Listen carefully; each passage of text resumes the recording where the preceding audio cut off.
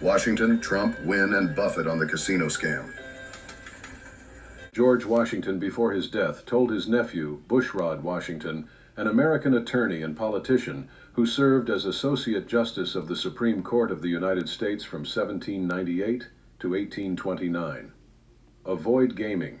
This is a vice which is productive of every possible evil, equally injurious to the morals and health of its votaries. It is the child of avarice, the brother of iniquity, and father of mischief. It has been the ruin of many worthy families, the loss of many a man's honor, and the cause of suicide. While some people were still eating breakfast this morning, it all happened. The gambling casino here in Atlantic City opened. Governor Byrne opened the casino with a story from his father about how you should only bet on sure things. For those of you not willing to take my father's advice, this casino is now open.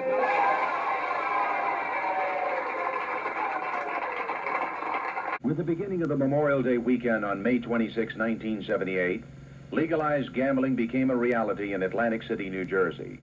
When the gambling house finally opened its doors at 10:30, the people began filing in and were immediately replaced in line by others eager to try their luck. The line extended east on the boardwalk to Maryland Avenue, a distance in excess of a quarter of a mile. The line of people was 3 and 4 abreast and caused boardwalk shopkeepers to complain that the entrances to their stores were being blocked. Portable signposts and rope were brought to the scene, and a corridor was set up in the middle of the boardwalk to channel the crowds in an orderly fashion. Some of the visitors tried to enter the line at various points in its length, and arguments began to occur. Additional police manpower was brought to the scene, and by 2 o'clock, some 15 police officers were involved in crowd control. With the arrival of additional police, the line moved smoothly the remainder of the day.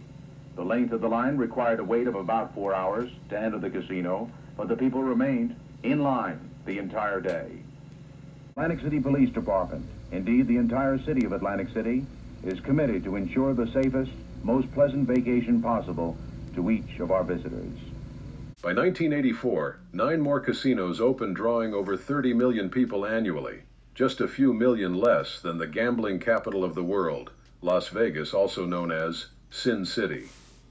Unlike Vegas, where most gamblers fly or drive in from miles away and stay an average of 3 days, then they're off to another part of the country or world. The millions who came to Atlantic City got there on less than a tank of gas. This gave the casino operators back then a captive audience, one that will come back day after day, week after week, hoping to win back their losses. It's been over 45 years since the first casino opened on the East Coast, and now there are 44 states with commercial and tribal casinos that are operating in the same fashion as Meyer Lansky, Lucky Luciano, and Bugsy Siegel's casino the Flamingo did back in 1946. In other words, with no consumer protection.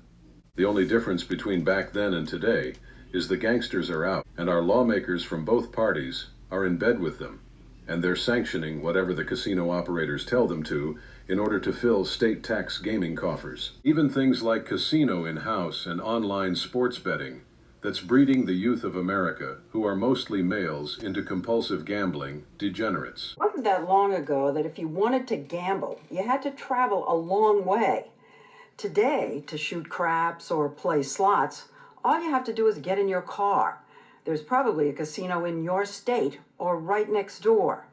There are casinos now in 38 states, which use the revenue from gambling to help solve their bloated budget deficits. The main attraction at these casinos is now the new slot machines. There are close to 850,000 of them in the United States, twice the number of ATMs. We Americans spend more money on slots than on movies, baseball, and theme parks combined. But with the modern slot machines, there's a greater potential for a dangerous side effect, gambling addiction, as more people are addicted to slots than any other form of gambling. State after state is turning to slots as an easy way to raise revenue and increase jobs. And no state has been more aggressive in luring gaming in the last few years than Pennsylvania, where the opening of the Sugar House in September made Philadelphia the largest U.S. city to house a casino. So far, there are 10 gambling halls in the state, with plans for 61,000 slot machines. An 11th casino on the drawing board would be close to the main entrance of the Gettysburg National Battlefield. Governor Ed Rendell, who's about to leave office, championed the casinos. Look, gambling is not anything we should say, oh, thank Lord we have gambling. But it is a decent way to raise revenue where the upsides that's produced is significantly better than any downside that comes from it. You said there were downsides to gaming. What are they? The biggest downside is that some people lose their paychecks. But understand, Leslie, they're not losing their paychecks because Pennsylvania instituted gaming. Those people were losing their paychecks in Atlantic City, in Delaware, at the racetracks, So why not lose or in it West here, Virginia. is what you're saying. Well, if they're going to lose it anyway, let's get the upside. We were getting all the downside and none of the upside. The upside, he says, is the $1 billion the state got in gambling revenue last year, which was used to provide a $200 a home property tax reduction, plus more relief for senior citizens. People have been gambling since organized society was formed on the banks of the Tigris and the Euphrates. They were gambling. And they will gamble as long as there is life on this planet. And that's a fact. You brought these casinos to the state. Do you ever just say to yourself, oh my God, there are a lot of people who are suffering and they're taking whatever money they have. You don't listen. And they're You don't throwing listen. it away in these casinos. And do you ever just say, oh, what have I done? You don't listen. Anyone who has that bent would be doing it in other places had Pennsylvania not legalized gambling. The counter argument is that you're creating new gamblers. But then lots of You're new not gamblers. creating new gamblers. Well, because it's down the street. I mean, just But logically. those people play the lottery. They bet But on they wouldn't football. How necessarily. much money is bet on the Super Bowl? People are losing money for the state to get its revenue. They're Leslie, losing money. Let me answer this. I've known you for 2 or 3 decades. You're a very smart person. But not now. But you're not getting I'm it. dumb now. You're not getting it. Those people would lose that money anyway. Don't you understand? Our pressing him on this point led to this. You guys don't get that. I do get it. You're simpletons. You're idiots if you don't get that. We couldn't figure out why all the emotion. But his main point was that gambling is good entertainment and people should be allowed to make their own decisions about it. But since the first casino opened in Pennsylvania 5 years ago, calls to gambling addiction hotlines in the state have tripled. It focuses on gambling. It's coming to Pennsylvania. But as Nydia Hahn reports tonight, along with slots comes controversy about so-called comp or reward cards.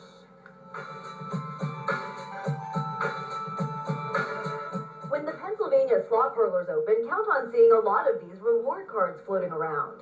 As you play, you stick your card in the machine, and it gives you comp points back. Bill Kearney, a former gambling addict, says the problem is those comp points lead some people into problems. That's their bait to get you in. That's what justifies, again, your game, your spending. He says the more you spend, the more comps you get, and the more hooked on gambling you become. The problem is that because you're getting something, you won't feel the pain. Last year, Pennsylvania State Representative Paul Clymer proposed a bill that would require casino operators to send monthly statements to all reward card holders, something Kearney strongly supports.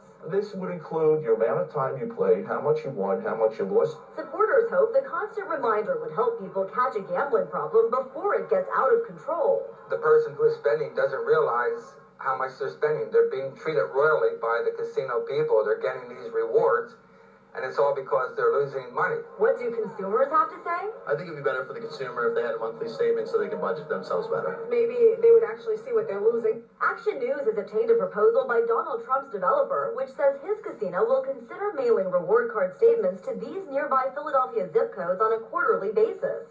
Kearney says that's a start, but not nearly enough. By the time they realize they got a problem, they won't be able to stop. When Action News asked the casinos about monthly statements, they had no comment. Meantime, House Bill 1245, which would have mandated monthly statements, ended up in a split vote and did not pass. I'm Nydia Hahn, Channel 6. Philadelphia, you're on the air. My question's for the governor. Governor, when the casino and racinos open, they will be issuing they will be using the total reward card system. This system tracks the amount of money and time patrons spend gambling. This determines the value of the comps patrons receive. Today there is a bill, House Bill 1245, sponsored by State Representative Paul Clymer, that would make the casinos and racinos who are already gathering this information to issue their patrons monthly statements. Sending monthly statements would not bar anyone from gambling, and would enable gamblers and their family members to spot a loved one's gambling problem before it gets out of hand. So my question is, Mr. Governor, will you support House Bill 1245? Yeah, the answer is I'd be happy to sign that if it gets to my desk. But I also think that's something that the Gaming Commission can do in its own regulation. Casinos come to town, they'll offer more than just slots. I ask you to sign up for a card like this one and tell you the more you play, the more gifts will come your way. This is the syringe of the gaming industry. This is how they deliver their drug. Bill Kearney hates the so-called reward cards, which casinos use to reward frequent players with free meals, hotel rooms, and all sorts of merchandise. Kearney, a recovering gambling addict turned anti-gaming activist, says the reward cards help turn casual gamblers into addicts by helping them rationalize their losses. Once you get into that chase, once you start winning and you try to win more and you're going to end up losing, and you start chasing back your losses and you're justifying it with this comp system, you're dead. You're over. Yeah, Governor, you brought into the state of Pennsylvania an industry that has not one safeguard or provision to protect our loved ones from becoming casino gambling degenerates. Now, sitting in Mr. Gottschall's office is House Bill 1245, and I've talked to you about this once before, another time when you were on the station, about this bill would make the casino operators and racino operators mail out monthly statements when they use those comp cards, that system they use that collects the information of how long the person plays for and gambles and tells what type of comps they're going to receive. Now, why is it that this bill cannot be moved onto the floor, and especially when it's something that's going to save individuals and families? And I'd like to know if there's anything you could do to help move this bill, get it on the floor, and get a vote on it. Okay, well, let me, if I can, answer you in two ways. Number one, as you know, the legislature is controlled by the Republican Party, both the Senate and the House. So I can't move a bill. I wish that I could automatically move a bill to a vote in the House. I want the minimum wage bill to be voted on, and so far it's been bottled up as well. So to get a bill to the floor for a vote, I suggest that you and the folks who feel similar to you contact the Republican leadership in the House and Senate. They're the ones who control whether a bill can go to that floor. Sometimes if I speak in favor of getting a vote on a bill, it has the reverse effect, so I'm not sure you want me trying to move that bill. But secondly, I do want to say one other thing about not giving people any help. As you probably know, sir, over 1 million Pennsylvanians right now leave the state to gamble. New Jersey, I know you Delaware. say that. No, well, let me finish, please. Right. They leave the state to go to other states to gamble. They gamble away $4 billion. Right now, they can't get help if they become gaming addicted. They can't get help because although New Jersey has a counseling program, it's only available to New Jersey residents. West Virginia has a counseling program. It's only available to West Virginia residents. Thankfully, wait, please let me finish. Okay. Thankfully, under our new legislation, we're setting up a counseling program that is available to Pennsylvania residents. Look, if I thought that no Pennsylvania resident would gamble if we didn't expand gaming, I probably wouldn't have done it. But I know the facts. 1 out of every 11 of us goes and gambles, and we get no upside from it. We're going to be able to reduce, if the Senate and House do their job in the next 3 weeks, we're going to be able to reduce property taxes significantly for all Pennsylvanians and wipe it out for many senior citizens because of gaming. But, Governor, you're also, remember, you're talking about after the fact. Everything that's in the gaming bill, and not just Pennsylvania, in all states, addresses the problem after the person has the addiction. There's not one safeguard or provision in this industry. Well, again, what I'm saying... An 800 sign get help is already, the guy's got the problem. Why is it that nobody is addressing how these casinos are going to operate? But you didn't listen to my answer. My answer is I don't have the power to move a bill to the House any more than you do. It's the leadership. The leadership controls what bills. Anyone can introduce a bill, but it's the leadership in the Senate and the House that determine which bills go for a vote. If you're short on cash to buy chips, the casino will give you a line of credit so you can play on. Casinos call it a convenient service. Others call it downright dangerous. Katie investigator Andy Sheehan is here now with what he's uncovered. Andy. Well, Rick, under table games legislation, you could be eligible for tens of thousands of dollars of interest-free credit from the casinos. The casinos say this credit is a matter of convenience for their clients, but one gambling addict turned anti-gambling advocate says casino credit is a slippery slope. In the 1980s, Bill Kearney was a rich man until he was seduced by the allure of the Atlantic City casinos. When you walk into those buildings, they're glamorous, there's no windows, there's no clocks, they're open 24/7, they're serving free booze. Never before a gambler, Kearney started with $5 a hand blackjack, but soon found himself at the casinos round the clock, with the big boys at the baccarat tables compulsively burning through his fortune. Went through my money, then the money I could borrow from the banks, the money I could get off my credit cards, and after I exhausted every means of funding my addiction from my own end is when I went to credit with the casinos. He blames himself, but says he was helped along the way by the availability of interest-free credit offered by the casinos, something now available to gamblers in Pennsylvania as part of the table games legislation. Kearney, who today keeps a scrapbook of all his counter checks from the casinos, and a letter from Caesar's Palace saying he owes them more than $400,000. Others will follow in his footsteps. When they get into the credit, a good percentage of people are going to go south. And when they go south, remember, it's not just the gambler who gets hurt. It's his loved ones. Could be his parents. Could be his sisters or his spouses. Could be his children, his grandchildren. On the air. Governor, you brought casino gambling to our state with no safeguards or provisions to protect our loved ones from becoming casino gambling degenerates. The provisions that are in place, like the exclusion list, the 1-800-GAMBLER-GET-HELP number, along with counseling and treatment for compulsive gamblers, addresses the problem after someone has the addiction. Why is it you and your administration, along with our Gaming Control Board members, refuse to address this issue? And if you think I'm wrong about these provisions, then I'm sure you could give me one safeguard or provision that addresses the problem before someone becomes a compulsive gambler. Well, number one, it's not like Pennsylvanians didn't gamble before we passed this law. In fact, the survey showed that 1 million of us, that's 1 out of every 12 of us, left the state to gamble in other jurisdictions, New Jersey, West Virginia, Delaware. And if you became gambling addicted in those areas, you couldn't get into their treatment programs or any of their counseling programs because you weren't a resident of their state. So for that 1 million people who are already gaming, they're much better off now because we do have programs. If there are preventative programs that aren't in the Act, if that gentleman will also write me, I'll take a look at it. We looked at other statutes throughout the country to see if there were other programs other than these treatment and counseling programs. And I thought the Act had as many as we could find that were beneficial.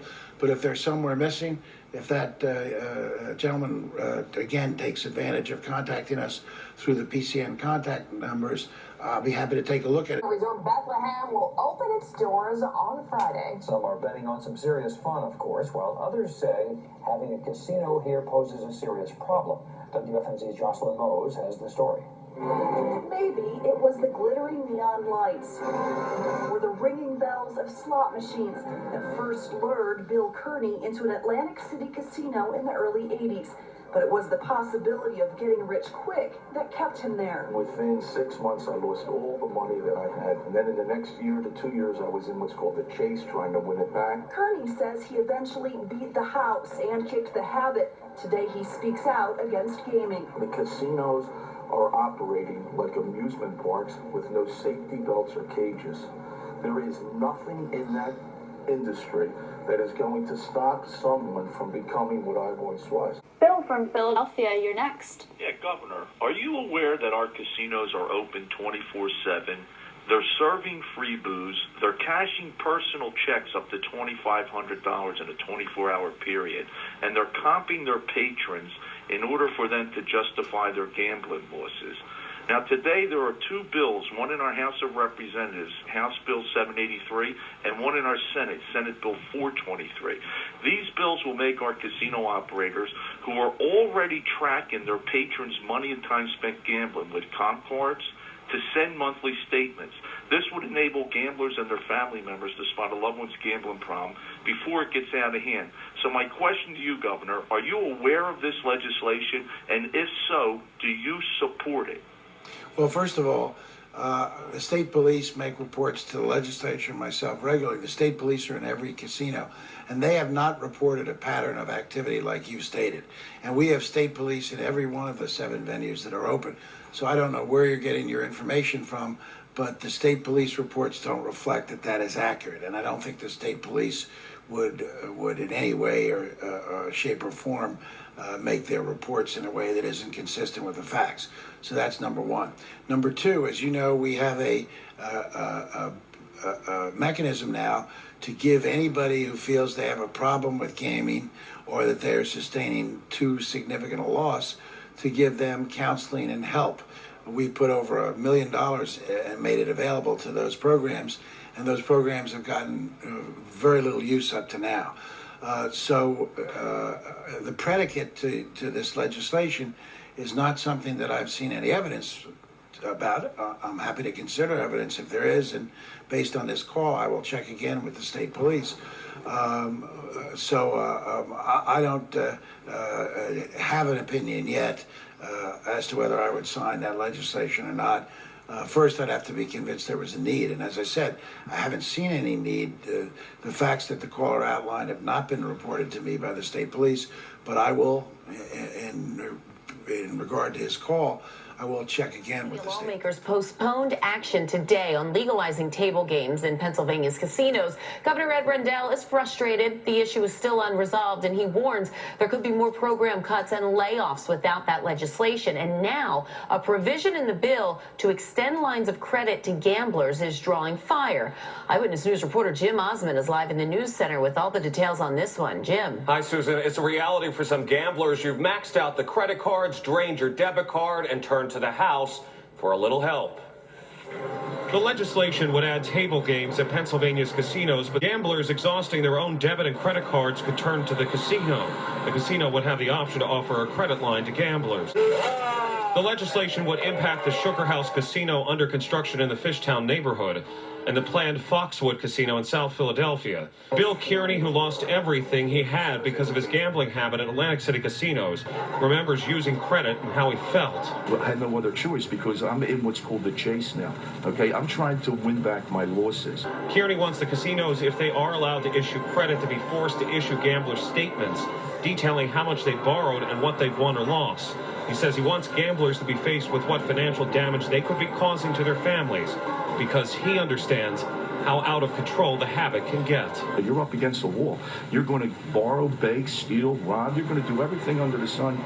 For a long time now, the benefits of gaming in our state. You always bring up the amount of money, dollars, the tax benefit that's coming from the gaming. And remember, all these money you're talking about are losses in the casino.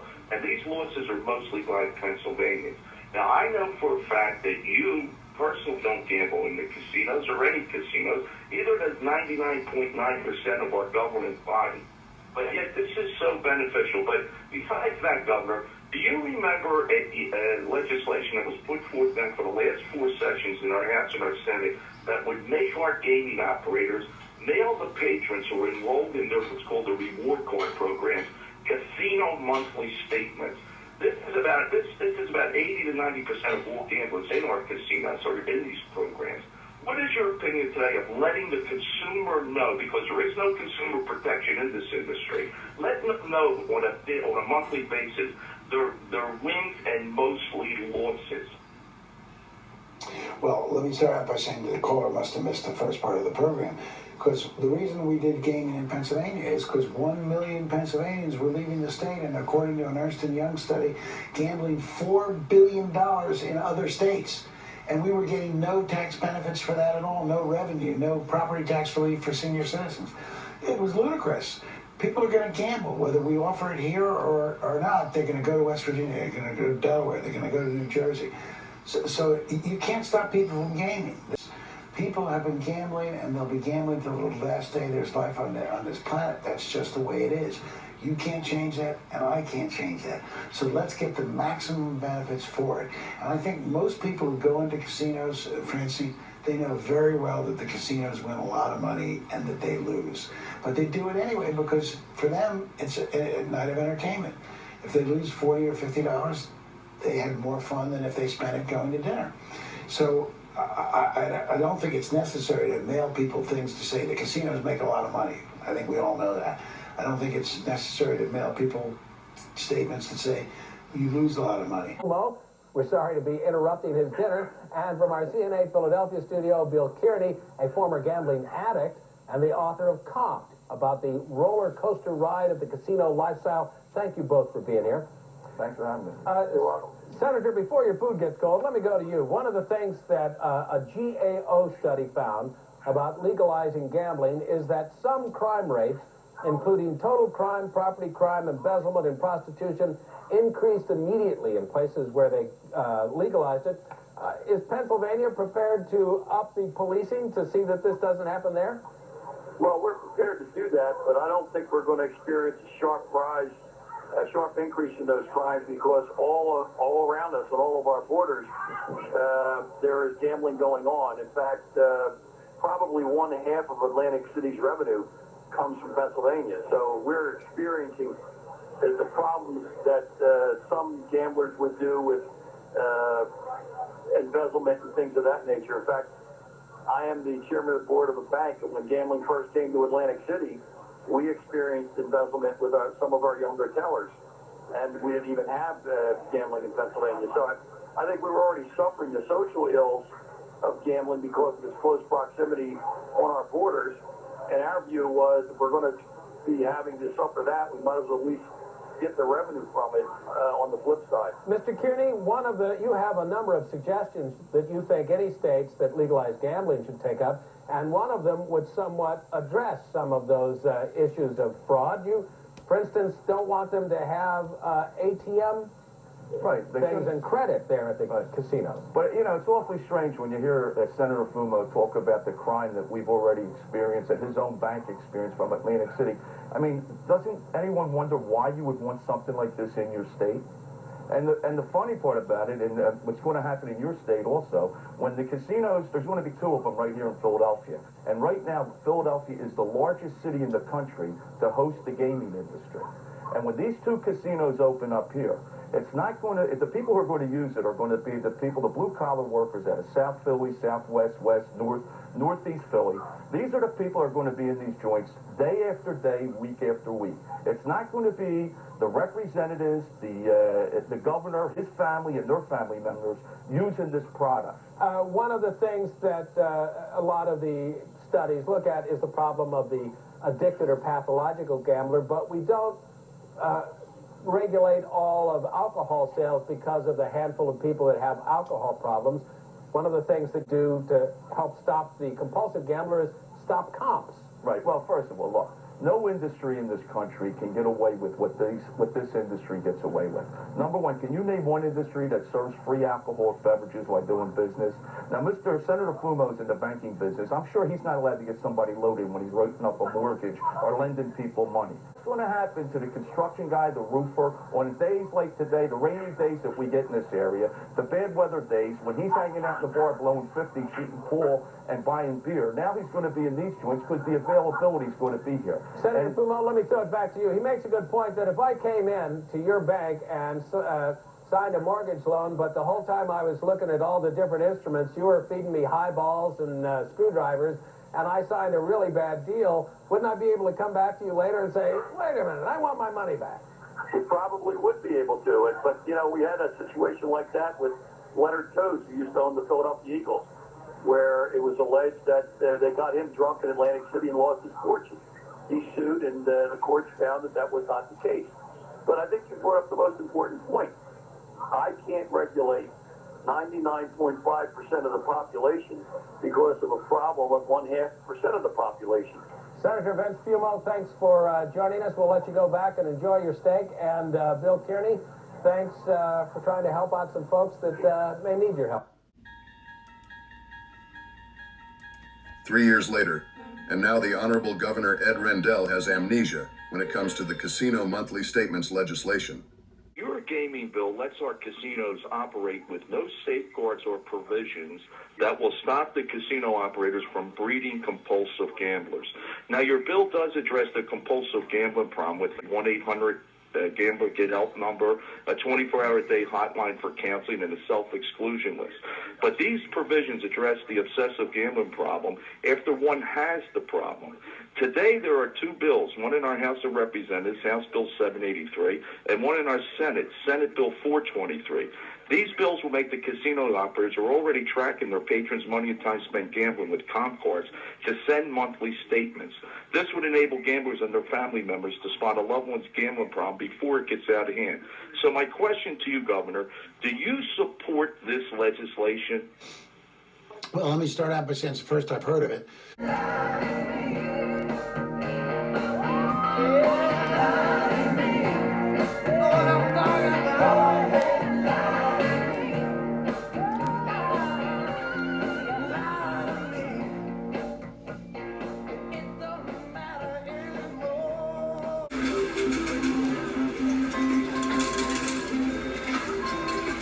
Hi, I'm Steve Wynn, and I run this place.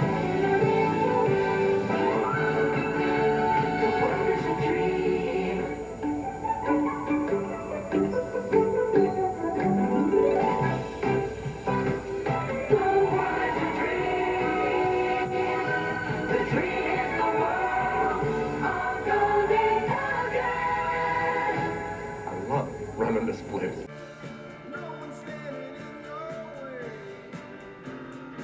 I want to understand a bit about the casino business. So do I. First of all, the only way to win in a casino is to own one. Unless you're very lucky. And he says even when people are lucky, they usually gamble away their winnings. You have never known in your entire life a gambler who comes here and wins big and walks quits. away. Never. So you know nobody hardly that over the stretch of time is ahead. Steve Wynn, noted hotel and casino developer, is responsible for a number of Las Vegas's most famed locations, such as the Mirage, Treasure Island, Wynn Las Vegas, and more.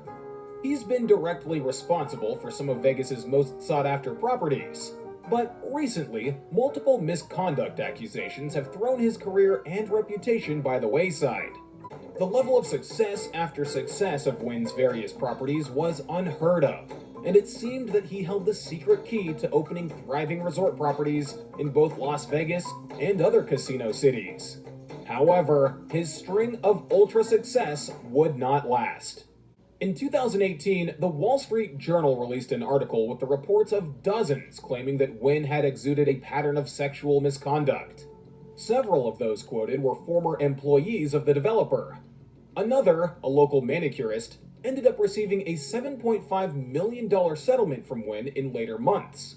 In February of 2018, Nevada-based regulators fined Wynn Resorts Limited a whopping $20 million for failing to adequately respond to the claims made against their founder. Further fines were issued a year later by the Massachusetts Gaming Commission in excess of $35 million on similar grounds. According to these regulators, Wynn's company was not only liable for his actions, but also for making calculated efforts to cover them up. Under extreme pressure and scrutiny, Steve Wynn stepped down as the CEO of Wynn Resorts on February 6, 2018. He announced he was stepping down as chairman and CEO of Wynn Resorts. It's all because of sexual misconduct allegations. And while he denied all of the accusations that had been brought against him, his legal troubles were far from over. The allegations continued, including claims from additional former employees, a Vegas salon owner, and a former dancer. Wynn took retaliatory steps to combat the claims, including defamation lawsuits. However, most of these cases have been settled via settlement outside of court. New allegations against casino mogul Steve Wynn. A woman says she got pregnant with Wynn's child after he raped her. A new report obtained by the Associated Press says a woman told police that she gave birth to a girl after Wynn raped her at her Chicago apartment in the 1970s. In another report, a woman claims that she was forced to resign from a Las Vegas job after she refused to have sex with Wynn. Wynn recently resigned as CEO of Wynn Resorts. Although in 2019 and 2020, he had two thrown out in court on a lack of foundational and hard evidence against him. There is no doubt of the massive impact Steve Wynn has had on the overall structure of modern-day Las Vegas. The resorts and casinos he is directly responsible for continue to lead the city's charge in being the #1 tourist attraction in the United States. However, in the wake of so many similar accusations, it is clear that while Wynn has enjoyed a life of success in a business world, his personal life includes some dark secrets. Wynn is now 81, and now that he is retired, he likely has seen the last of his development career. Sadly, what could have been a life remembered as one of the most prominent real estate developers of all time will instead be marred by claims of sexual misconduct. One day after that Wall Street Journal report came out, Wynn announced he was stepping down as the RNC finance chair. The report detailed Wynn's alleged decades-long pattern of sexual misconduct as the head of the casino empire he built. Stand up, Steve. Stand up. Steve is always calling. He's always got advice, right, Steve? The longtime business rival and friend of Donald Trump served as the Republican National Committee finance chair until his resignation last month. Donald Trump in the Miami Herald newspaper in the 70s before owning a casino. He's speaking to small business leaders in Connecticut. The money local residents wager comes from the local economy, and each dollar they spend, they can no longer spend at a store or restaurant. This situation benefits the gambling operations, but works to the detriment of other kinds of business. From the day Trump came down the golden escalator in Trump Tower and announced he's running for president, his opponents said things like, he's a con man, womanizer, rapists, racist, a communist sympathizer, and a Nazi, but they never brought up him being a casino operator. The only time casinos were mentioned was his Taj Mahal bankruptcy. Ask yourself, how can anybody lose money running a casino, really? By her saying that only proves that she knows casinos are a scam. Trump closed his last casino the month before he was sworn in as our 45th president. If you went back 40 or 50 years ago and told someone that in the year 2017 the President of the United States is going to be a casino operator, they would think the country must have been taken over by the mob. The reason no one back in 2015 or even today bring up him being a casino operator is because both of our political parties are in bed with this so-called entertainment venue known today as gaming. Warren Buffett on casino gambling. Historical wave of gambling in America, and it's sort of had a boom-bust cycle, and it's in the boom cycle now, and it seems to me that you've been able to have an overview, and would you share with us some of the insights you might have? Well, I get insights every day as to what gambling does, and incidentally, I've bet on my golf game, and it's cost me money over the years, so it isn't like I've never placed a wager, but I get dozens of letters almost daily from people who have financial difficulties for one reason or another. And the reasons overwhelmingly come from three sources. One is health problems. People run into unexpected medical bills, and it gets them in a tough situation. Second, they get in trouble on credit cards frequently, and a credit card is a temptation to many people. But the third thing I hear about is people that have had an addiction to gambling, and where they've used thousands and thousands, tens of thousands of dollars that the family needs, and they can't get off the hook, and they find themselves in enormous financial trouble. Sometimes that interacts with the credit card situation because they use their credit cards to defer bills and use their cash to feed the casinos. So I've seen just time after time the kind of misery that these people write me about, and incidentally, I get a lot of letters from prisoners too. I seem to be a favorite pen pal of a lot of prisoners, and I got one the other day, for example, where a fellow had stolen, this was extreme, but he'd stolen $2.2 million from his employer to feed a gambling addiction, and he acknowledged it, and he said he was going to spend his time in prison for it. So I think we'll always have some of that. But I think for the state of Nebraska particularly, the state I love, and my family's been here since the 1860s, I think for the state to essentially prey upon its citizens, create more of these addictions, create more of these letters coming to me every day, I just think it's wrong. I don't think, I think it's cynical on the part of the state to raise money from people who basically can't afford it by promising them a dream that is not going to come true for any but the tiniest fraction of the people that participate, and to cause people to get into the kind of trouble that I hear about every day. Elvis Presley's death in 1977, his manager, Colonel Tom Parker, gambled away over $30 million in the Las Vegas Hilton Casino. That's equivalent to approximately $150 million in today's world. Many believe he worked Elvis to death in order to feed his casino gambling addiction. Bruno Mars worked up a $50 million gambling debt in the MGM Las Vegas Casino. Mars cut a deal with MGM to do concerts for $90 million. Mars will earn $1.5 million per show after taxes. He's going to have to do over 30 concerts to pay back his casino debt. Baseball's three-time All-Star player, Detroit Tigers, Cecil Big Daddy Fielder, lost over $25 million and his Florida mansion because of his casino gambling in Atlantic City and Las Vegas.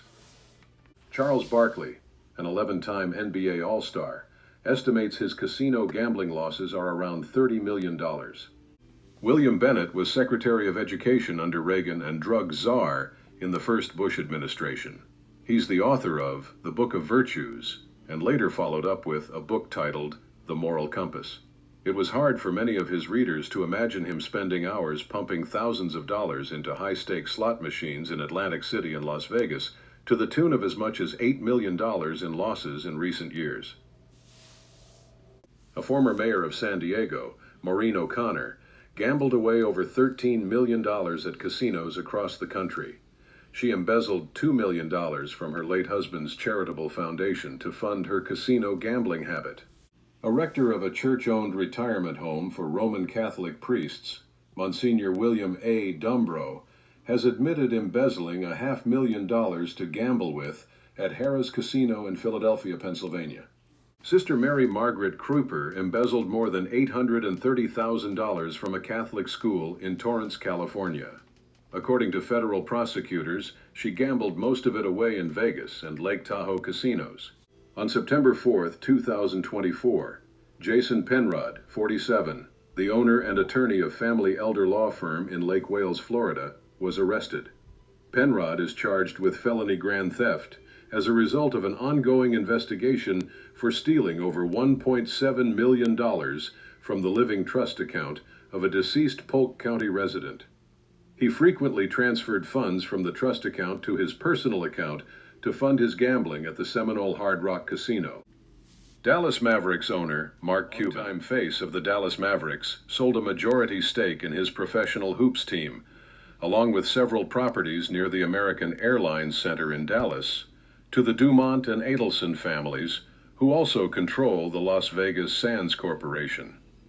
Cuban, who has for years lobbied for resort casino gambling venues in Texas, envisions the properties to have a new arena for the Mavericks, along with a Las Vegas casino resort and entertainment center.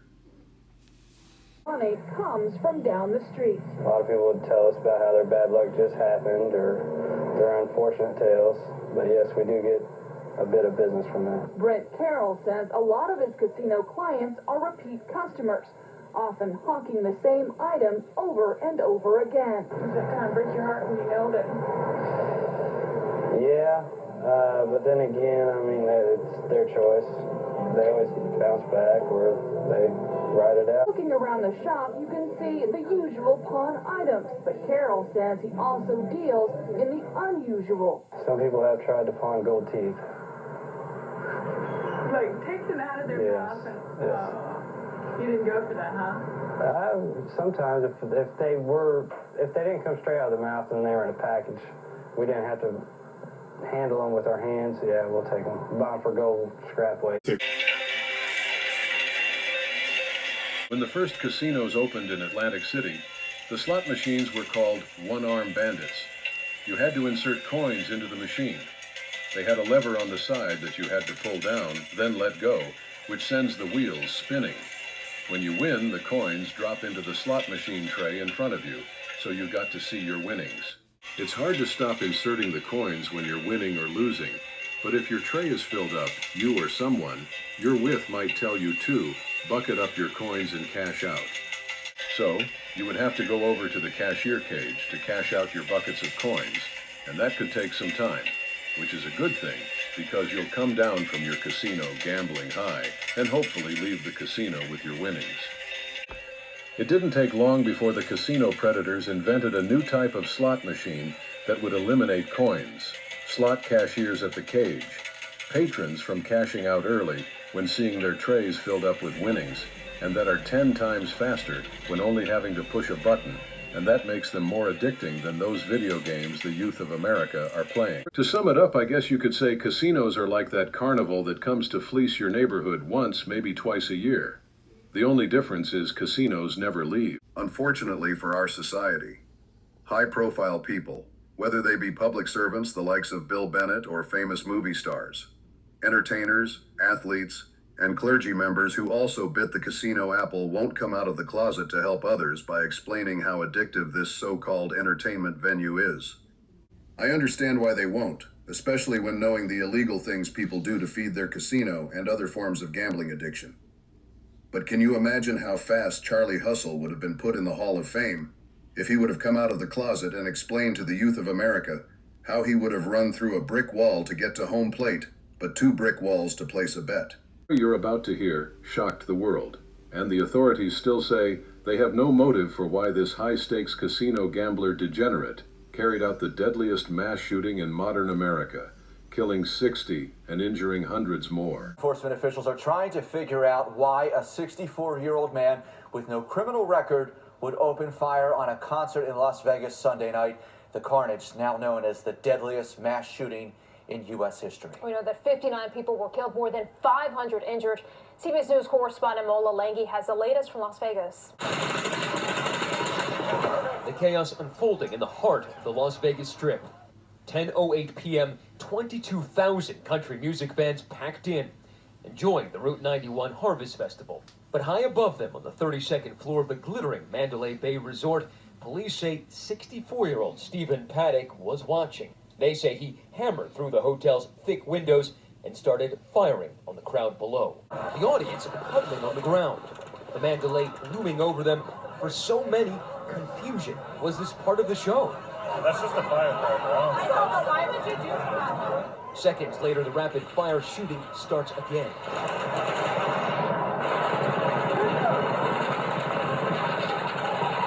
I'll gamble all night. I sleep during the day. I do not do sun.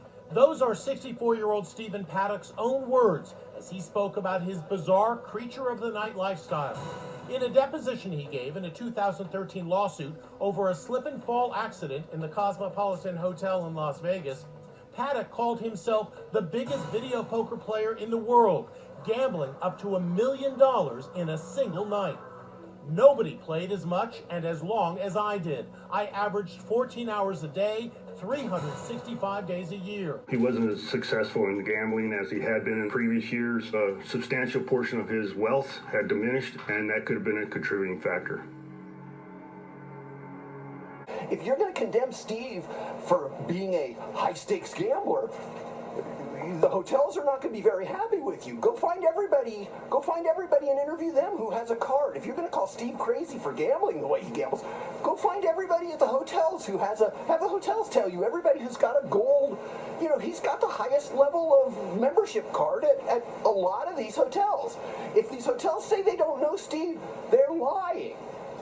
This is a man who behaved rationally, privately, a little introverted, liked to play video poker, but he was a rational man, and yet he prepared over an extended period of time a totally irrational act. Now, this sounds like someone either totally demented, a behavior which he never evidenced, or someone who's sending a message. This is a plan. We don't know what that message is or if there is one. But this behavior, according to my employees, is as stunning, as unexpected as any of them have ever met. Frequent visitor once or twice a month. He's been staying in Las Vegas since '06. So we're talking about 11 years. A picture of Steve holding a $250,000 check signed by Steve Wynn. When Steve came in, they said, "Oh, we've got your room, Mr. Paddock."